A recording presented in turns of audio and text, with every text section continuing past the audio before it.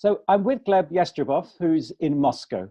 Gleb, what's the situation in Moscow as far as the COVID-19 pandemic is concerned?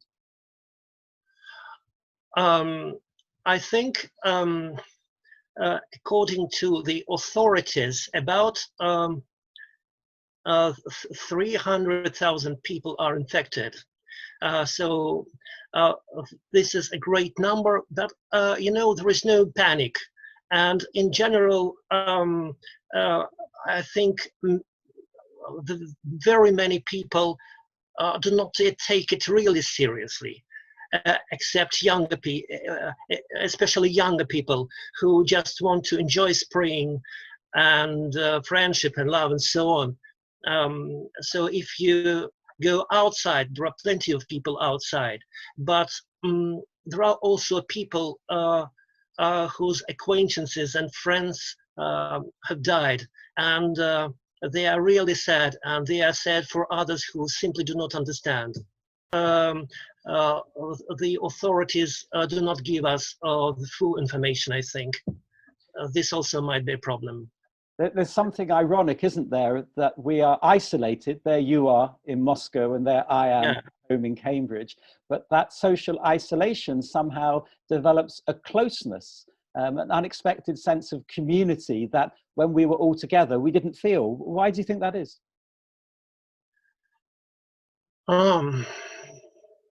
This is the question I'm always asking myself. We have a lot of home seminars. We have plenty of discussions, dialogues. I don't know. Maybe we have become more serious, and we have understood that dialogue and community is something serious. It is serious. This is something we do not want to lose. That it's something precious. That we have lost plenty of things. We have lost, for example, a possibility to go to a cinema or to a gym, or we don't go much for a walk. But there is something precious in our life we do not want to lose. And so I think prospects are rather good in this respect. I'm wondering now, asking you as a teacher, you're a teacher of New Testament studies in Moscow, and I'm just wondering whether there are two things really, any lessons from New Testament studies. I'm thinking about the use of house churches in the very early church, because I don't know how it is in Moscow, but in the UK, all the churches, all the buildings of worship have been closed. And so Christianity has had to return to the home, as it were. And I don't know if there are any echoes in some of what you're teaching. And secondly, whether your students are paying more attention now because they are at home, or whether they're paying any less attention.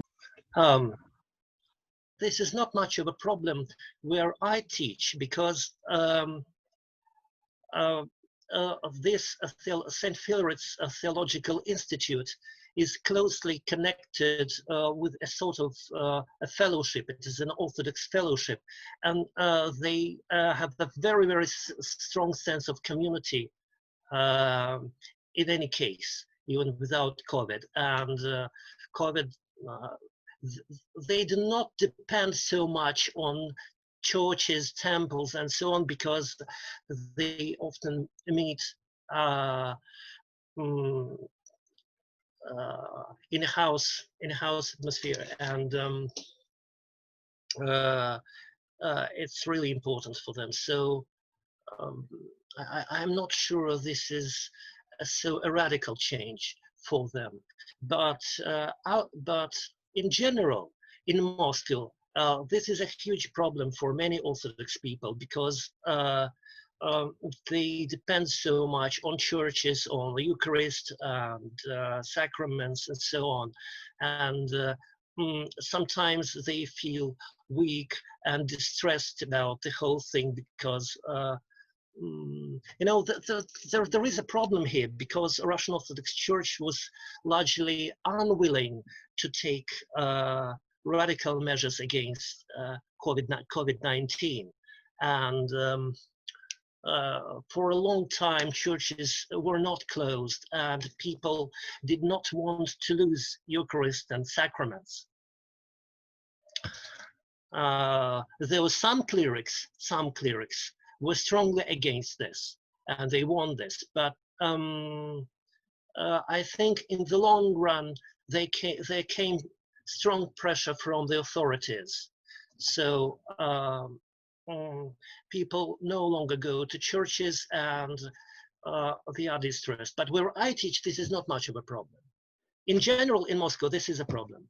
So taking it beyond where you teach and into the churches, you have a situation where the churches are closed, and it's not possible to take communion, it's not possible to participate in services. So how are people going on in terms of their spiritual life, as it were? I think what is very common is common prayer.